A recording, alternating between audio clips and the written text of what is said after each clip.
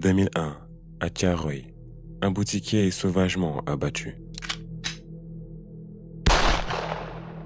En 2007, un braquage qui tourne au carnage avec mort d'homme. 2007 à nouveau, une agression mortelle. En 2008, un nouveau dossier pour les mêmes accusations. Les 4 affaires seront jugées et se concluront avec le même verdict, condamnation à perpétuité.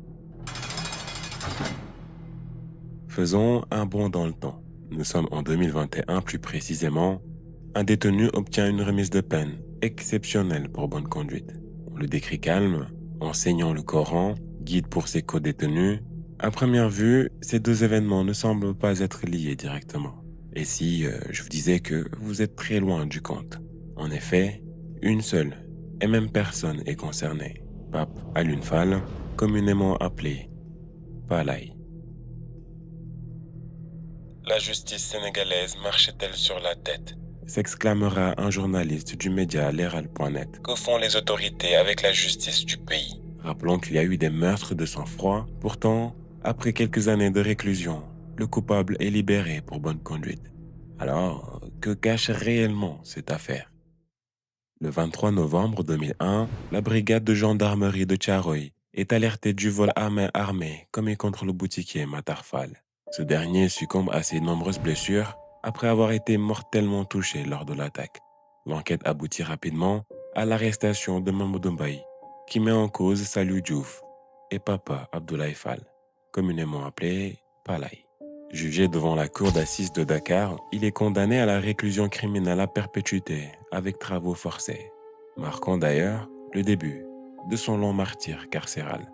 6 ans plus tard, en 2007, Palaye se retrouve de nouveau sur le banc des accusés pour vol à main armée qui tourne au carnage. Devant la même juridiction, il est de nouveau reconnu coupable et écope d'une seconde peine de travaux forcés à perpétuité.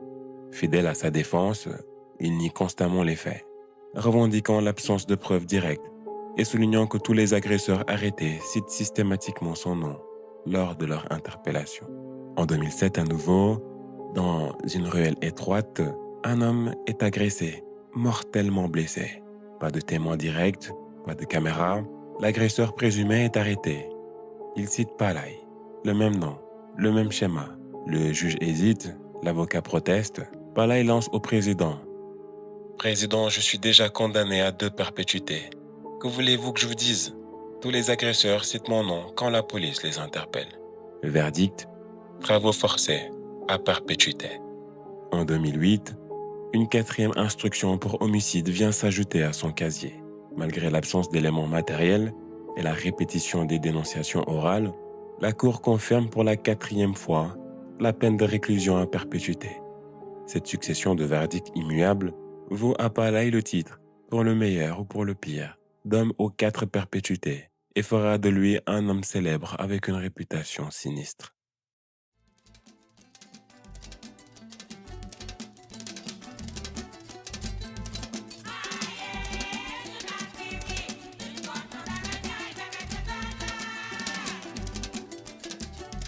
À la fin des années 1990, Palaye glisse doucement vers le banditisme. Il forme une bande organisée de malfaiteurs qui opèrent principalement dans la banlieue de Dakar, au terminus Talibou Bès. Dès l'année 2000, son groupe est connu des populations locales. Palaye et son groupe règnent par la terreur sur une large zone qui s'étend de Pikine à Guédiawaye, en passant par Tiaroy. Leur emprise est telle que les riverains n'osent même plus les dénoncer et que les policiers eux-mêmes espèrent ne jamais croiser leur chemin. La principale menace, c'est lui, Palaye.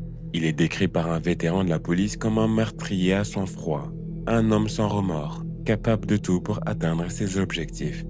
Il ne recule devant rien, pas même devant les autorités qu'il défie ouvertement. Ils sont 3 ou 4, armés de gourdins, de machettes, de couteaux et d'une arme à feu que Palaye aurait récupérée lors de l'agression d'un policier. En 2001, après plusieurs mois d'enquête, la brigade de gendarmerie de Tiaroy obtient un contact indirect grâce à Khadim Gom, l'un des receleurs de la bande, arrêté. Khadim passe aux aveux et livre des informations cruciales. Palaye apprend la nouvelle et réagit immédiatement. Sous prétexte de lui apporter un nouveau butin, il donne rendez-vous à Khadim.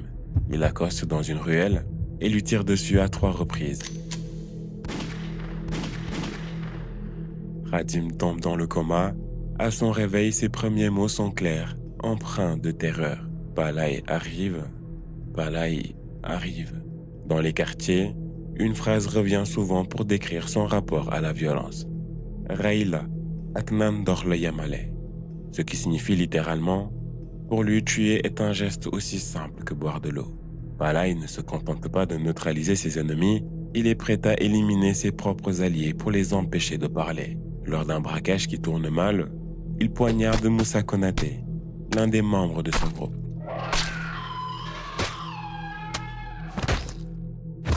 Il tire en l'air pour disperser la foule, puis revient en arrière pour achever son complice. Il efface les traces derrière lui et prévient quiconque de parler. J'ai une question à vous poser. N'y a-t-il rien qui vous dérange jusqu'ici? Faisons un résumé. Je vous ai parlé de Pape Abdoulaye Fall, dit Palay, des différentes affaires pour lesquelles il a été condamné. Par contre, si vous avez bien fait attention, vous constaterez que je vous ai décrit un homme très violent, prêt à tout pour atteindre son but, à asseoir son contrôle. Au tribunal, Palay intrigue. Il est calme, posé et respectueux. Il parle avec aisance, maîtrise ses mots, contrôle ses gestes. Le contraste est saisissant. Le profil du criminel ne colle pas à l'homme que l'on a devant soi. Nombreux sont ceux qui s'interrogent. Est-ce le même homme? Celui des dossiers? Celui des récits? Ou bien un autre visage? Je ne pense pas que cela soit Palay. Il est mentalement très fort. Je ne crois pas qu'il soit l'auteur des actes dont on l'accuse, dira un de ses co-détenus. Son intelligence est indéniable. Il a déjoué les pièges de la police à plusieurs reprises. Mais cette intelligence, dès l'enfance, s'est tournée vers la survie. Ses parents divorcent très tôt, il grandit dans un foyer éclaté où sa mère tente tant bien que mal de nourrir 7 enfants. L'attention manque, l'encadrement aussi. Enfant, il montre des signes de kleptomanie. Son professeur alerte son père, mais rien ne change. Son comportement devient de plus en plus belliqueux. Il vole, il agresse, il finit en prison juvénile. Il quitte son école en classe de CM2. Il devient par la suite apprenti de car rapide, puis mécanicien. Il apprend la plomberie seul, travaille dur et réussit. Il devient la fierté de sa famille dont il prend en charge toutes les dépenses. La voix de Pape Abdoulaye Fall semble changer pour le mieux après une enfance difficile. Cependant, vers la fin de l'adolescence, il retombera vers le mauvais côté à cause de mauvaises fréquentations. Après plusieurs années derrière les barreaux, il est décrit comme un homme calme, généreux, qui conseille les autres autour de lui. Il respecte ses obligations religieuses et se met même à enseigner le Coran. Même en prison, lorsqu'il y avait des grèves ou d'autres troubles, il faisait partie des têtes qui devaient absolument tomber pour remettre de l'ordre. Alors que bien souvent, témoignera un ancien co-détenu, il ne faisait même pas partie des événements. Palay reste à l'écart des autres et se concentre sur lui-même. Très discret, il deviendra très respecté de ses co-détenus. En 2001, la bande de Palay est à son sommet, mais c'est cette année-là même qu'elle va éclater. Mamadou Mbaye est le premier à se faire arrêter chez lui avec une moto volée. Il passera rapidement aux aveux et donnera le nom de 2 receleurs qui les mèneront à Salou Diouf, appelé Zal. Les policiers ont en effet donné rendez-vous à ce dernier dans une ruelle fermée pour l'acculer. Zal est alors accompagné de Palay, mais ce dernier comprend rapidement la situation et rebrousse chemin, alors que Zal tombe tout seul dans le guet-apens. Palay sort alors une bombe lacrymogène et réussit à s'enfuir. La perquisition de son domicile permettra de réquisitionner tout son arsenal, des machettes, des couteaux, des armes à feu. Palay alors va faire profil bas pendant un long moment. Il ne sort plus que tard dans la nuit, n'a plus aucun contact extérieur et ne fait plus confiance à personne. Il vit notamment avec une femme appelée Khadi, plus connue sous le surnom de Dents en Or, qui est une prostituée. Ce sera à travers elle que la police retrouvera le fugitif. Ils le retrouveront dans la chambre qu'ils partageaient. L'homme s'était laissé pousser la barbe. Au moment où les policiers entrent, il avait une arme à feu qu'il chargeait à la main.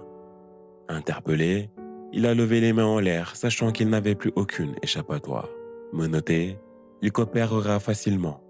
Il ne dira que quelques mots avec un sang-froid palpable. Il n'exprimera qu'un seul regret, il ait été arrêté sans qu'il n'y ait de mort. Le policier qui l'interroge sort la photo de Moussa Konaté. Palaï, tu le connais? Toi, tu le connais, répond Palaï avec affirmation. Non, je veux que son nom sorte de ta bouche. Il finit par reconnaître les faits et explique les circonstances qui l'ont poussé à le tuer. À la suite d'une procédure judiciaire entamée en 2007, Palaï écope de 4 condamnations à perpétuité. Il restera en prison au camp pénal, puis à Koutal, jusqu'en 2021. Palaï n'est pas un accident. Il est le produit d'un environnement, d'un système, d'un silence collectif. Il est né dans une société qui fabrique ses propres fantômes, qui marginalise ses enfants, puis s'étonne de les retrouver armés dans les ruelles. Son histoire n'est pas celle d'un monstre tombé du ciel, c'est celle d'un jeune garçon livré à lui-même. Dans un foyer divisé, dans une école abandonnée, dans une ville où la loi recule et où la peur avance. Il grandit dans un environnement sans repère stable. Avec une mère débordée, une fratrie nombreuse, l'attention manque, l'encadrement aussi, il apprend vite que pour exister, il faut s'imposer, que pour survivre, il faut prendre. Il développe une intelligence tactique tournée vers l'évitement, la manipulation, la fuite. Il devient un stratège de l'ombre. Son rapport à la violence est froid, fonctionnel, presque mécanique. Il est guidé par sa propre logique interne. Nous pouvons déduire de son profil que l'exercice du pouvoir est ce qui le motive. Il aime avoir l'ascendant et il en est fier. Pape Abdoulaye Fall n'est pas né violent. Il est devenu ce que le système a laissé pousser. À l'âge où l'enfant construit sa personnalité et commence à reconnaître les règles du bon vivre ensemble, le jeune garçon avait déjà l'esprit de survie. Dans son inconscient, le vol est devenu un moyen d'attirer l'attention et de prendre une partie de l'autre. Il n'a pas reçu d'encadrement psycho-émotionnel pour l'aider à mieux appréhender ses traumatismes. En effet, au Sénégal, même encore aujourd'hui, le domaine de la psychologie est encore très peu développé. La prévention de la délinquance juvénile reste marginalisée. Selon une étude menée par l'Institut national supérieur de l'éducation populaire et sportive, les dispositifs de socialisation des jeunes sont précaires, sous-financés et souvent concentrés dans les centres urbains.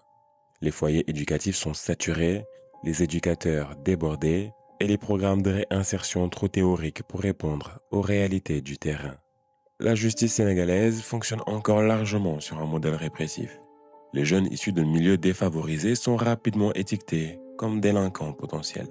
Ils sont jugés, enfermés mais rarement accompagnés. Le système judiciaire peine à distinguer entre dangerosité réelle et marginalité sociale. En 2020, le Sénégal comptait moins de 10 centres de réinsertion pour mineurs sur l'ensemble du territoire. Pour une population juvénile estimée à plus de 6 millions, le budget alloué à la protection de l'enfance représente moins d'1% du budget national, selon les données du ministère de la Femme, de la Famille et de la Protection des enfants.